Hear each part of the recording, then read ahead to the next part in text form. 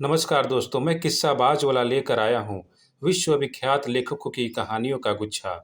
दोस्तों, अगर हमारी कहानी आपको पसंद आए तो इसे लाइक, सब्सक्राइब और शेयर जरूर करें। तो आइए बिना देर किए शुरू करते हैं आज की कहानी। कहानी का शीर्षक है बोलता लिहाफ।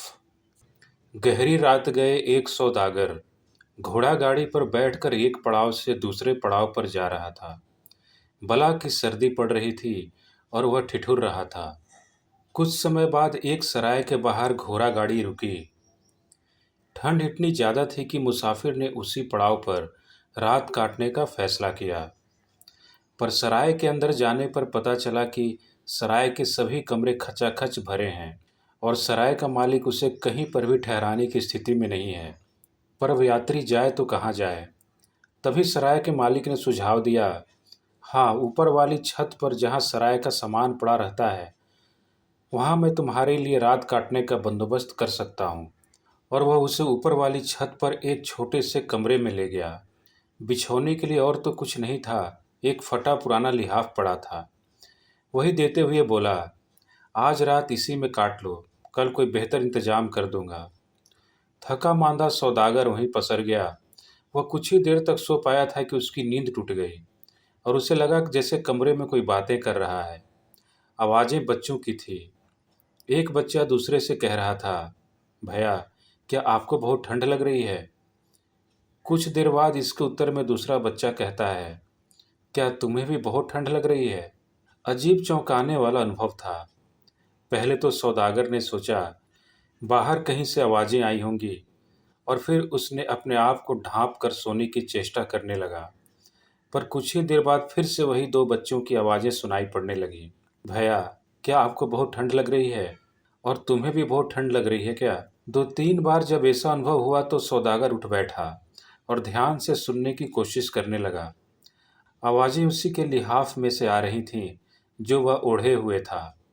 उसके बाद वह मुसाफिर सो नहीं पाया। जब नींद गहराने लगती तो बच्चों की आवाज़ें जगा देती। वह परेशान हो उठा, पर करे तो क्या करे। सौदागर को इस बात का भी डर लगने लगा था कि सराय के मालिक ने कोई जादुई ओढ़नी उसे जानबूझकर न दे दी हो। उसने रात बड़ी परेशानी से काटी। दूसरे दिन वह प्रातः बौखलाया हुआ सराय के मालिक के पास गया। तुमने मेरे साथ धोखा किया है। ऐसा लिहाफ मुझे दिया कि रात भर मैं सो नहीं पाया, रात भर जागता रहा। और उसने अपना अनुभव कह सुनाया। उसकी कैफियत सुनकर खुद सराय का मालिक हैरान रह गया। उसे भी नहीं मालूम था कि लिहाफ में से आवाज़ें आती हैं। उसने वह लिहाफ एक कबाड़ी की दुकान पर से खरीद कर यहाँ पटक दिया था। उस रोज बहुत बोलने झगड़ने के बाद सौदागर ने तो अपनी राह ली और अगले पड़ाव की ओर निकल गया। पर सराय के मालिक ने यह जानने के लिए कि बोलता लिहाफ उसके पास कैसे पहुंच गया, वह उसी दोपहर लिहाफ उठाए उस कबाड़ी की दुकान पर जा पहुंचा। यह कैसा लिहाफ तुमने मेरे मत्थे मढ़ दिया? इसे ओढ़कर तो कोई सो ही नहीं सकता। इसमें से आवाज़ें आती हैं। कबाड़ी लिहाफ का भेद जानता था।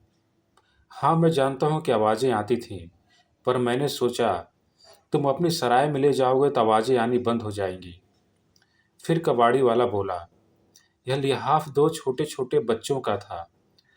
इनमें वे सिकुड़े एक दूसरे से चिपटे पड़े रहते थे। दोनों एक टूटी फूटी कोठरी में रहते थे। उनके माँ बाप उन्हें छोड़कर कहीं चले गए थे, फिर लौट कर नहीं आए। दोनों बच्चे जैसे तैसे अपने दिन बिता रहे थे कि एक दिन कोठरी का मालिक पहुंच गया।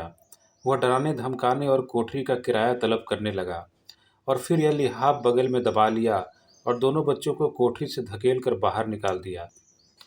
बच्चों से उनका एकमात्र सहारा लिहाफ तो छिन गया, पर उनकी आवाज़ें लिहाफ को छोड़ नहीं पाईं।